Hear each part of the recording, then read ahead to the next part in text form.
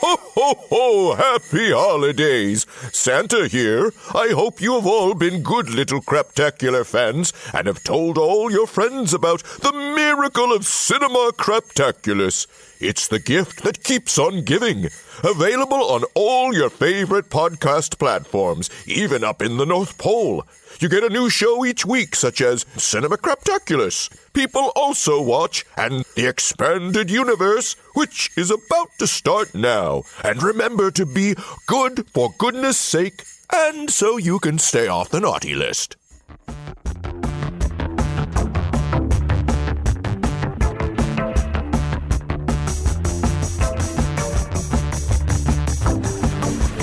Hello, and thank you for joining us for this very holiday special episode of Cinema Craptaculus Presents The Expanded Universe with your hosts, John H. Ford and Mario Doc Diaz. And joining us for our holiday celebration is Smoore!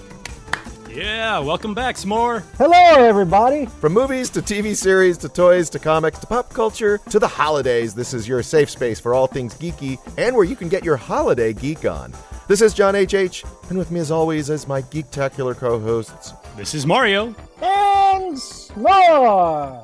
We dragged you back. It's been a while since the three of us have been on together, and we've forgotten how to do this. Clearly. I know. Well, it's good to be back. How y'all doing? It's good to have you back. Good. S'more, are you festive these I'm days? very festive because I love Christmas. I love the holidays. And I got my tree up, and I'm getting my shopping done, and I'm trying to sing all kinds of Christmas carols every day. Like I mentioned earlier, prior to us actually recording, your household, you're the first ones to at least post the tree. I always feels like, you're curious, who's going to be the first one to put the first tree up and put it on social media. It's always you guys. Well, it's been a tradition of ours because our dear mother loved Christmas, and so it was a priority in the house to get the tree up. As soon as Thanksgiving's over, we get that tree up. That's our deal. And as soon as January 1st is over, we get that tree was down. gone. Well, I like that you at least wait till just after Thanksgiving. If it's that weekend, that's cool. So many people jump the gun and in October already have their Christmas trees up. Yeah, I have issue with that because Thanksgiving deserves its own space. It needs to breathe a little bit. Don't layer Christmas on top of another holiday. Let Thanksgiving breathe. Wait your turn. This is our big fat geek Christmas, and we got a lot to go over, but we thought it would be fun to go through, the geek list, what to get your geek. Well, first of all, we are going to talk about geek movies, Christmas movies. We're going to get to that because I have a feeling in the promotion you're going to see Bruce Willis and people are like, wait, they're talking about gifts? I thought they were talking about movies, but we'll get to that. I guess years back, the geek gift, an easy no-brainer, this was before, was a DVD or Blu-ray. But with digital and streaming, that's out the door. Oh, it's so easy. So easy. Especially my wife, we first got married, got me remember the Bond set was in 4 parts. Those assholes broke them up. So, if you wanted GoldenEye, you'd have to also get Thunderball and A View to a Kill. But, it was great because one person could give you Volume 1, another person could give you Volume 2. How many complete Bond sets do you have? You have the VHS.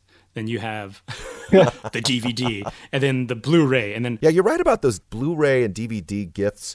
It was always so nice. And, you'd ask your friends oh, hey, S'more, does Doc have X2 Last Stand or whatever? And you're like, no, I don't think he does. Okay, now, no.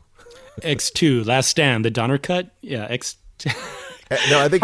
Because the Last Stand was X3, but so I don't know. I was looking around geek gifts, looking for stuff that's kind of under $100, actually under $50 for a lot of things. And I'll just run through a few, and then you guys can jump in if you have any ones to offer. The Thanos Infinity Gauntlet ceramic mug is $20 on Amazon. That's cool. It's I actually have that. Do you really? Somebody gave it to me a few years back for a gift exchange. Oh, there you go. Yeah. And you could put it as a white elephant gift next year if it doesn't sell. Star Wars Jedi Challenges AR headset. I think it's one of those ones where you put your phone in. It's not full. It's not an Oculus. The ones where you use your phone, and it's got a little lightsaber, and you basically battle remotes, and it's kind of cool. Oh, so it's specific for Star Wars. Does it come with that little floating test ball? Yeah. So you can block it? Does it have Luke's hand that you can cut off as Darth Vader, or conversely, you could be Obi-Wan and cut off Anakin's limbs? And set your friend on fire and walk away, just like the film? I really felt bad for Luke's hand. It got cut from the film, from the series. And I didn't feel so bad because it finally found some work in Wednesdays. Speaking of Netflix, a gift that they sell for you Stranger Things fan is the Stranger Things Monopoly set. It's $81 on Amazon. Wow. I'm not going to just hype Amazon. Some of these gifts you can get elsewhere, like the Hogwarts Castle Ice Mold is $22 at Williams-Sonoma. I don't know. Are you really going to want Hogwarts in your whiskey? I don't know. Well, there's a couple of items I see on a site called thisiswhyimbroke.com, which is accurate. You can get your own handy-dandy Thor's Hammer water bottle for only $22.98. You put your whatever water you want in there or other liquids that might tickle your fancy, and you can drink like a Norse god. Or if you're a Watchmen fan, you can get a Rorschach mask. A Rorschach, that's kind of cool. Real quick, going back to the Thor's Hammer water bottle, how useful is it if you can't pick it up? Well, you have to be worthy. If you're not worthy, you got to use a straw. Wait, so how does the Rorschach mask, how does that work? Well, I guess I'm assuming does it move around, or is it just like $24? I doubt it. It'd be cool if it moved around. Just strap an iPad to your face and put the animation on. There you go. Here's a good one that you see gift cards for streaming services, but get someone a year subscription of Disney Plus for $80. Since they raised prices, it may only work if they're first time subscriber. I'm not sure. But here's like something I saw that was really cool on, Uncrate is one of those places that if you go to the website, it's like, here's a $30,000 vintage Ferrari jacket, or they'll have like hiking boots, and then they'll have like a Lamborghini limited edition. Right. It's weird. Kind of runs the gambit. So this was for under $30. It's the Espionage Spy Escape Kit. It's a bunch of small little things. There's a ceramic knife the size of a quarter. It's like literally round. There's a fake bolt that you can unscrew, and you could like roll up money in there or put in like an SD card, chip. Shoelaces that have a little handcuff key, because when you're on a date and it goes wrong and you need to get out of those handcuffs. There's a bracelet that breaks through a glass, on a car window, but you have to be wearing the bracelet all your life, I guess. And then there's like a zipper pull that starts a fire. But it's kind of a cool, MacGyver type gift for somebody. So it's a tiny kit? It's like it's a little kit. So you have to have tiny hands?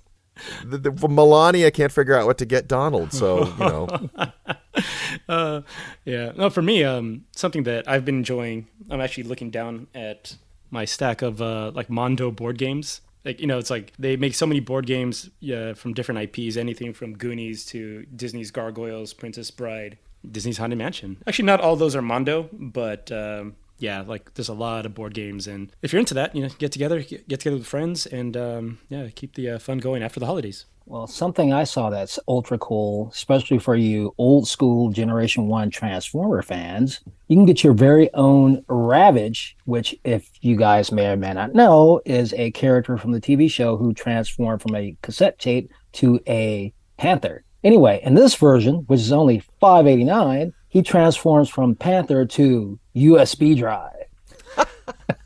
I just love that he was a cassette tape. Like, that's, right?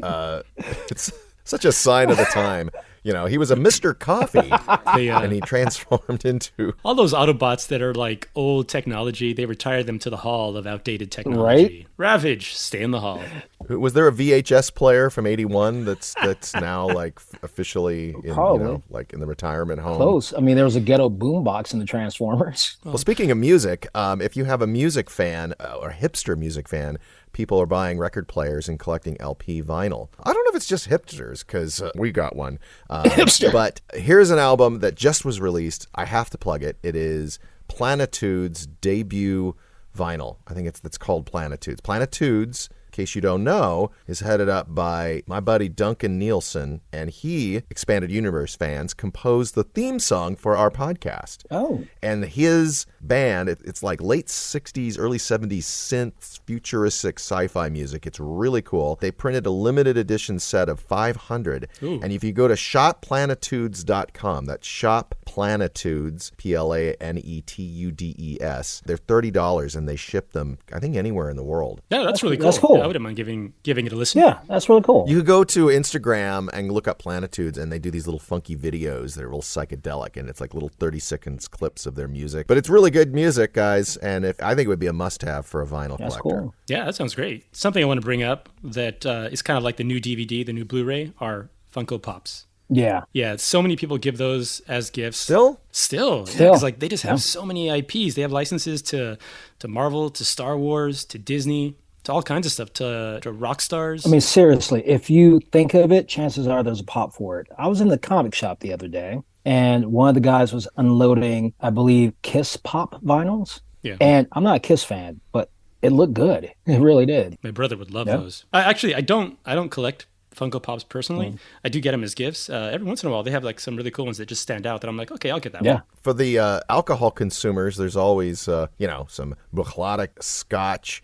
Tomatin Port Cask, 12-year. That's a good one. If you're a gin drinker, the best gin here is Sacred Gin. They make it in my neck of the woods, in my neighborhood, actually. And it is the gin that they serve at Duke's, which is like the really high-end hotel that, It was the Dukes. Supposedly. It was the Dukes. Yes. But I don't think it's available in the U.S., sadly. So I'm going to have to just recommend our good old Ryan Reynolds' favorite aviation Awesome gin. good gin. I'm not a gin drinker. Yeah. Now, with some of our friends, alcohol becomes like a go-to gift. It's we refer to it as the annual booze exchange. Although I keep seeing these stories popping up in social media, like little news stories, like alcohol is not the gift to give people. Basically, this whole and I was like reading it, and I'm like, I don't want to read this. I don't want to read that either. Why? It's easy to give. I used to give Bacardi rum and those nice little shiny metallic boxes. I prefer alcoholic gifts. Come on now. Well, a bottle of wine is easy to regift, so you can't That's go wrong true. with that. Oh, good to know. So, hey, Ford, what happened to that Cabernet that I gave you guys? Right. Do you know what's even better than alcoholic gifts that won't take up room in your place unless you want it to? And it's just super easy, and you'll always give people what they want. Gift cards. Well wishes? Well wishes. Oh, no, not well wishes. Yes. Gift cards. Cameo videos of McClellan. Gift cards. Gift cards are easy. Yeah, like the older generation were kind of like, gift cards, that's like cheaping out. And I'm like, younger generation, we're just like, give us gift cards. We can go and buy what we want. And we love it. It's like people see an Amazon gift card, Target gift card, or wherever. Just maybe look up and see if the store is still viable. Like maybe not give a Sears or Kmart gift card. I was watching a video last night of like stores that no longer exist. And it was kind of like fun, but also sad at the same time. Because you're like, oh my gosh, I remember that store. Well, speaking of going down memory lane, this is a good time for us to maybe get into the other part of our big fat geek Christmas, and that's going to be Christmas movies. We do love movies. What do we like to watch? What do people like to watch? Because obviously everybody knows the favorites, It's a Wonderful Life, but then there's ones that maybe are Christmassy, but maybe shouldn't Okay, be. so I like to interject a sort of caveat into this, and it's been the cause of many, many battles with many, many friends over the past few years. We must understand what is a Christmas movie and what is not a Christmas movie. For example, and I can hear the geeks and the movie files screaming already, your precious Die Hard is not a Christmas movie, people. It's a movie that happens to be set during Christmas time. It is not a Christmas movie. But given that, I will say that there are several movies I like to watch during Christmas that are not Christmas movies, but they are set during Christmas. Trading Places is one of them. Love that movie. Set during Christmas. Not a Christmas movie. Small disclaimer to our Cinema Craptaculus fans. Sean Moore is not of right mind. Sean Moore does not like Die Hard, When Harry Met Sally. He also does not like pizza or vanilla ice cream. Does not like Italian food or... I also don't like Pretty in Pink, just to let you know. Come at me, y'all. We're going to do a special edition 2023 episode of stuff what that Sean Smoore does doesn't not like. Well, I would agree with you that I think there are films that just, I think over the years have taken on the mantle of Christmas movie, if for no other reason than I think people love to visit memory lane of Christmases past, without, Jacob Marley telling them that they're being assholes and need to give away more money. For instance, adding to that list, I would probably throw Lethal Weapon, LA Confidential, which is Christmas for about the first 20 minutes, and then the rest of it is like Murdery, racisty, and hot. But the first part is Christmassy. Die Hard 2 doesn't also take place at Christmas, so that's two films in a row that are Christmas set. So could they be a Christmas set? I'm just gonna throw in the Shane Black collection. Yes. So pretty much anything that has Shane Black attached to it is Christmas. It's like The Long Kiss Goodnight. Right. Iron Man 3. That's in there. Iron Man 3. But wait, Smoore, aren't these not They're Christmas not Christmas movies? movies. Look, here's my definition of a Christmas movie. If the film is about Christmas, it's a Christmas movie. If it's not about Christmas, even though it has a Christmas setting, it is not a Christmas movie. Here's the problem with that. The problem with that is that you look at multiple lists of the top Christmas movies, and usually number one is It's a Wonderful Life. It's a Wonderful Life is not about Christmas. It takes place during Christmas. The director never considered it a Christmas movie, and it was released like in June or July, but it shows up at the top of the list. Same thing with Home Alone. It's not about Christmas, but it takes place during Christmas, and so many people watch it. So it doesn't necessarily have to be about Christmas, but a lot of these movies have become Christmas traditions, and people watch them in December during the holidays. So for example, Die Hard, like on Dish Network or Nielsen ratings, it has like a spike of like 400%. So it becomes a Christmas movie. Which points out why tradition is bad. But if it's set during Christmas and Christmas celebrating is going on, then why is it not a Christmas movie? Is the movie specifically about Christmas? But part of Christmas is experiencing Christmas. Okay, let's take Die Hard. Besides the setting, what is Christmas about that movie? The soundtrack has many Christmas songs, many Christmas decorations. A lot of Christmas movies are about a redemption arc. John Cleese goes through redemption at the end. One of the European bad guys gets whacked, and then he gets a Santa hat with ho ho ho written on his sweatshirt. A lot of Christmas jokes, a lot of people saying, wishing each other Merry Christmas. A big theme is like reuniting with family. At the end, John Cleese reunites with his wife. Okay, so let me ask you guys this, and this is critical. If you swapped all that with, say, Easter themed stuff, could you still have that same plot in that same movie? No, it would be an Easter No. Meaning that would John McClane still have to rescue hostages from terrorists? Well, but you could make that same argument about Scrooge itself. Christmas Carol takes place at Christmas, but it's about a man that needs to discover the humanity himself and give to others. He has to discover the Christmas spirit. The vehicle for it is set at Christmas, but you could take that same story and put it at Halloween. And he doesn't like to pass out candy, and but he has to. He's visit. Oh, that would be a good one. But see, Halloween it's Carol. not about the Halloween spirit, meaning that you have to embrace darkness or evil or ghouls or goblins like you do in Halloween. Scrooge is literally about a man who is a cold, heartless person who is taught the Christmas spirit, which is the spirit of giving, during a time where people are supposed to come together. It is uniquely a Christmas-themed movie. Whereas Die Hard, literally, if you set it against Valentine's Day or Easter, you will still have the same plot and the same outcome. If he said it on Easter, it would offend way more people because he'd kill people by like crucifying them. Well, okay, so you have a movie who has the main character who's by himself. So he has to come up with creative ways and elaborate traps to take out these people who are invading, right? Who are coming in. And it's set during Christmas, right? So I'm talking about Home Alone. Home Alone. Yes. He's a main character. It's the same idea. Yeah. But Home Alone is constantly on the list of Christmas movies. Because people associate the look and the setting with Christmas. And that's fine. Is Love Actually a Christmas movie? Is it about Christmas? It takes place Christmas through New Year's. Yeah. Is it about Christmas? It's set at Christmas. Yeah.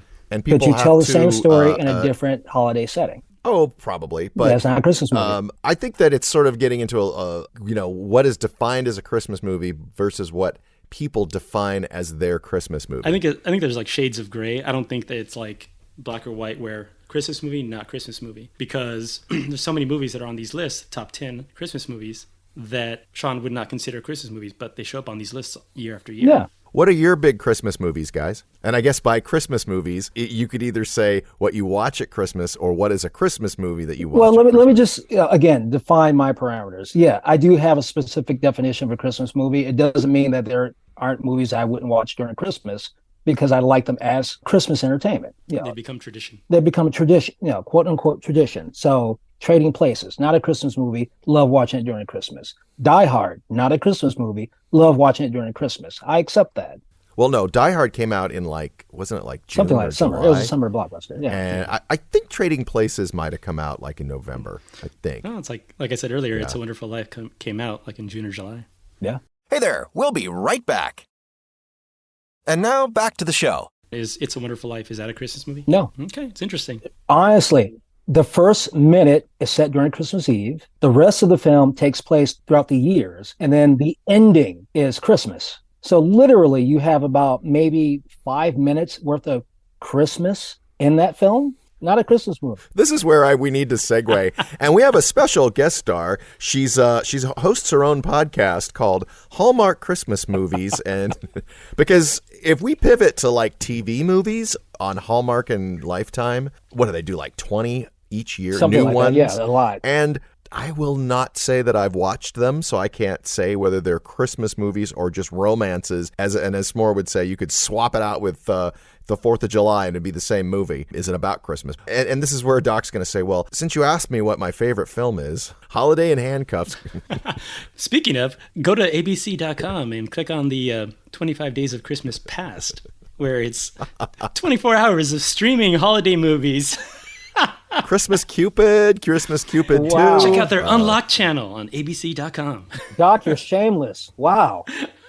You guys still didn't answer the question. What are your favorite You want films how many do you that want? You watch? want 5? You want 10?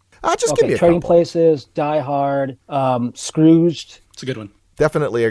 That is a Christmas That movie, is a Christmas yeah? movie. Because it's based on a Christmas Carol. Love that movie, by the way. And this is going to sound kind of cheesy, but I do enjoy the Rankin Bass Christmas Suite. Yeah, those are a lot of fun. They're just Those are great. amazing. Cinema Craptaculus just reviewed Frosty the Snowman and The Year Without a Santa Claus. So after you guys listen to this episode, if you missed that, go back. Dave, JDH, and I had a good time. We know a lot of people love the Rankin Bass stop motion, specials. Yeah. As a matter of fact, it heavily influenced Elf. If you go back and watch that movie, they have some scenes in there that are, look exactly intentionally that look like Rankin Bass. Doc, what do you like to watch? Like Smoore mentioned, I do like watching Die Hard during the holidays.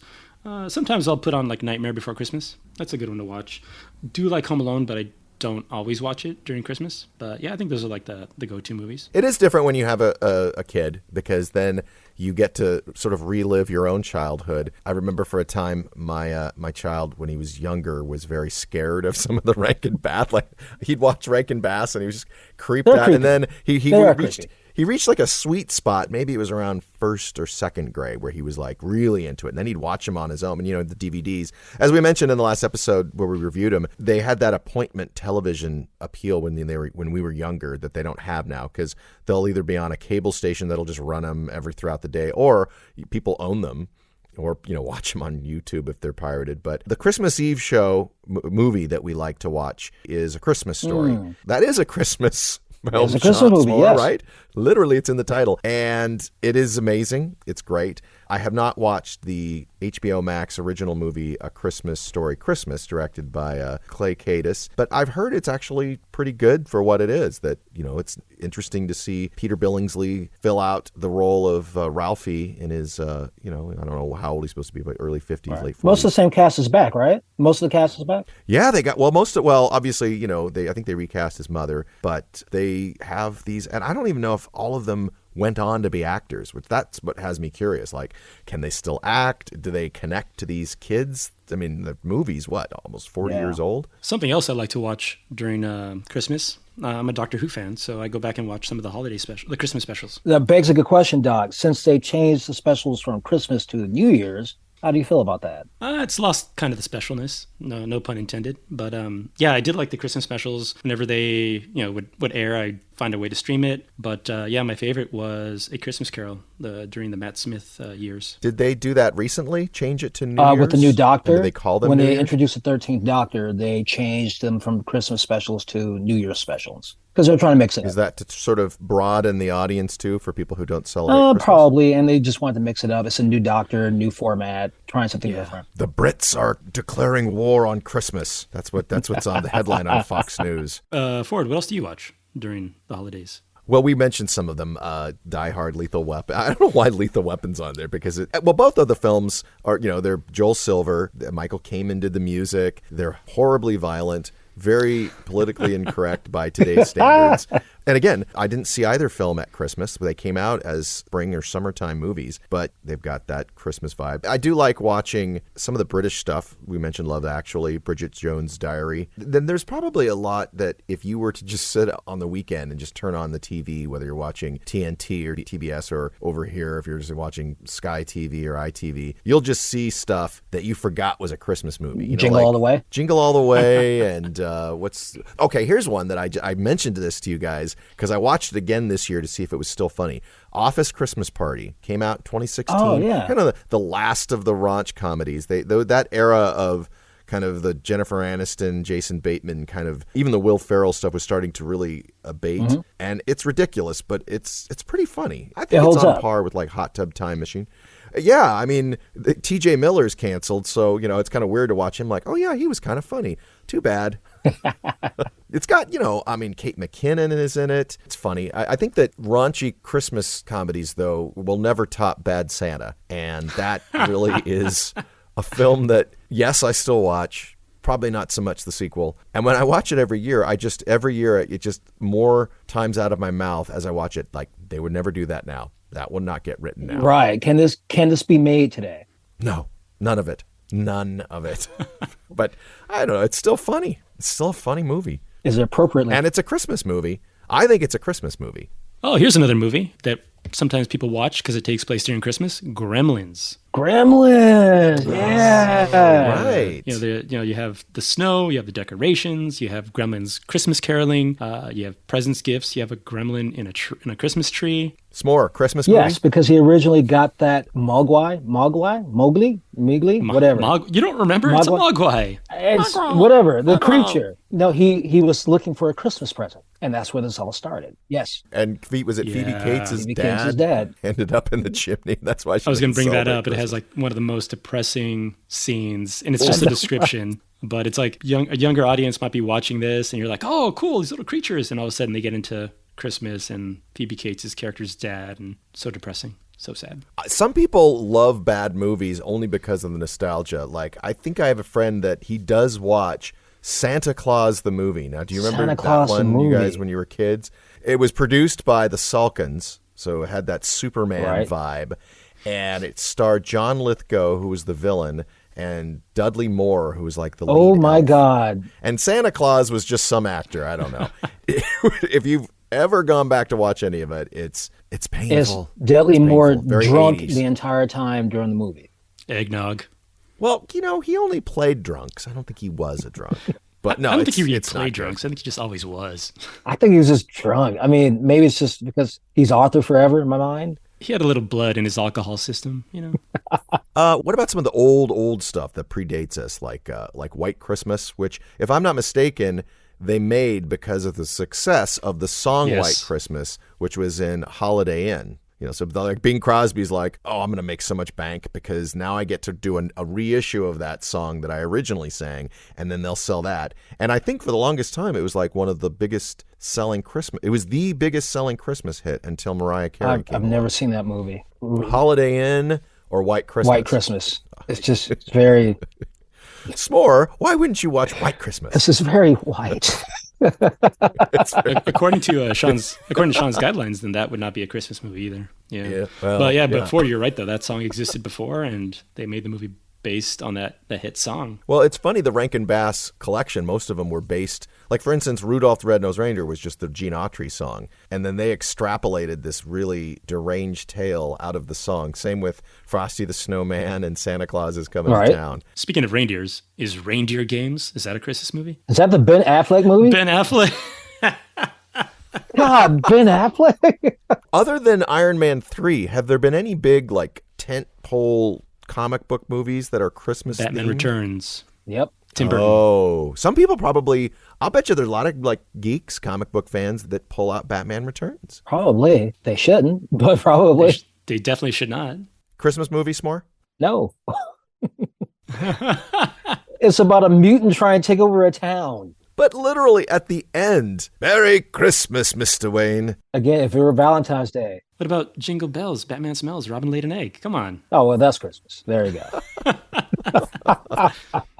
No, if we're talking about TV series, though, that are themed for the cinema, kind of, I'm referring to the Disney Plus Marvel TV shows. Hawkeye was set entirely during Christmas. But not a Christmas show. But you can still watch it during Christmas. But the final battle takes place in front of that big tree at Rockefeller Center. Were they trying to save the tree, or were they trying to save Hawkeye? It was about Hawkeye. It was about Hawkeye getting back with his family at the end, getting to his family on Christmas. I'm curious what the numbers are of, there have been a lot of iterations of The Grinch. I wonder how many people, like if there's you had to vote, like would vote like the original cartoon with Boris Karloff and the Jim Carrey movie that Ron Howard directed, and then the animated one voiced by Benedict Cumberbatch. I wonder if you had to, like, we could do a poll, like which one would be considered the Well, which one's your favorite? favorite, John?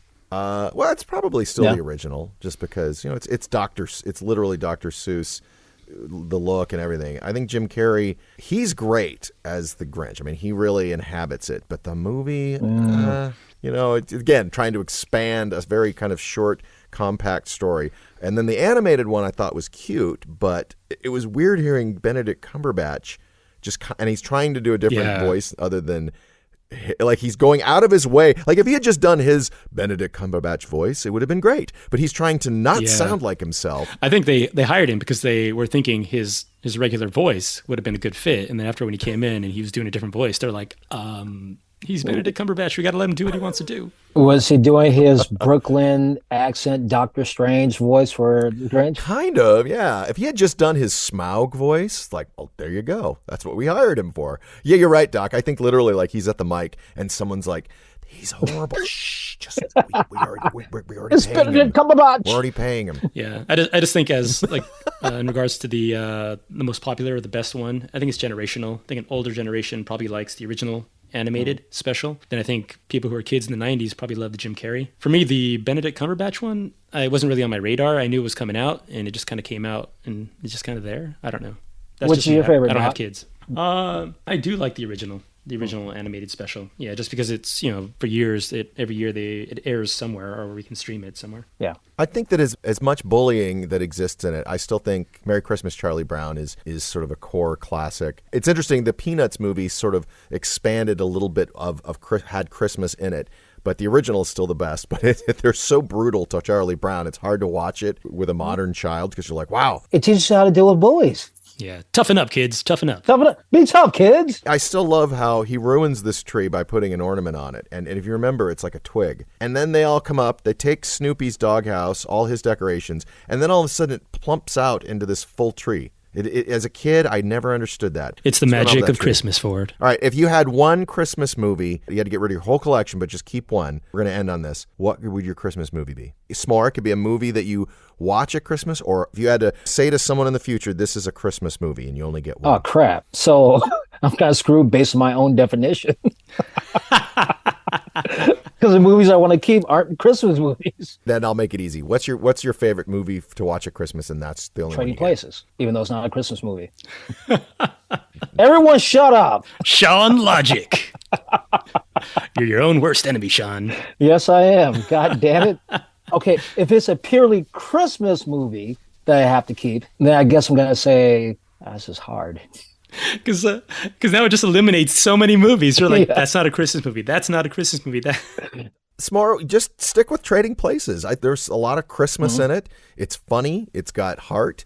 It's got a lot of Christmas. It's got drinking. It's got racism. It's got racism, yeah. Randolph! What is it, Mortimer? We're back. And this is bacon, as you were finding a bacon, lettuce, and tomato sandwich. You're a dead man, Valentine. It was not me. It was the Dukes. Doc, you get one film. What's your film? Die Hard. Not a Christmas movie. It's a Christmas tradition. Yeah, it is. As S'more's in the corner with his arms folded, just going, funny movie, but not a Christmas. Shut up. Ho, ho, ho. Now I have a gun. What about you, John? The first one that came to my mind was A Christmas Story, which I know that, like, they play it 24 hours a day. My brother, we would come home from midnight mass at our church. It was like 2 a.m. when we'd be wrapping presents. And this was like when I was older, too. Like if I'd go back and visit, or if I were in college, home for the holidays. And we would just watch it. And then as I got older, and had a kid, we'd watch. So I don't know if it's something that I relate to. I think I just like the tradition of that movie now. And I might pick that one. But I might also just pick it might be a Rankin Bass. It might be Rudolph the Red-Nosed Reindeer. Good choice. But wait, if I only get one, maybe Christmas Story. I don't know. So no Love Actually. It's funny, a film, but I did not like it when it came out, but it's definitely grown on me. And not just because of the British thing, but it's got a good cast. You watching any Bridget Jones, Ford? That was on the list? When Harry Met Sally, S'more? Nope. But see, When Harry Met Sally has Christmas in it. And we dragged our tree a mile because they wouldn't let us on the bus. A mile uphill, my spouse and I dragged our Christmas tree yesterday. Sweating, fighting, stopping every 20 feet, lots of profanity. And all I could think of was Meg Ryan dragging it by herself in When Harry Met Sally. Overrated. She didn't have to go uphill. All right, well, I think that might be a great place to end that, because we're going to go down S'more bagging on When Harry Met Sally if we don't stop now. And loving every minute of it. Damn it. Merry Christmas from Billy Crystal. Not a Christmas movie Nope. or one that Smoore likes? Nope. All right. Well, we want to wish all of our expanded universe listeners happy holidays and to thank each and every one of you for making this a great year here on the Cinema Craptaculus channel. Thanks again to those of you, both openly geeky and closeted geeky, for joining us on this expanded universe Christmas journey. This has been Doc, and with me, as always, are my geektacular co-hosts, John H.H. And Smoore. And remember that this is your safe place to talk about all things geeky and where you can get your geek on. Happy holidays!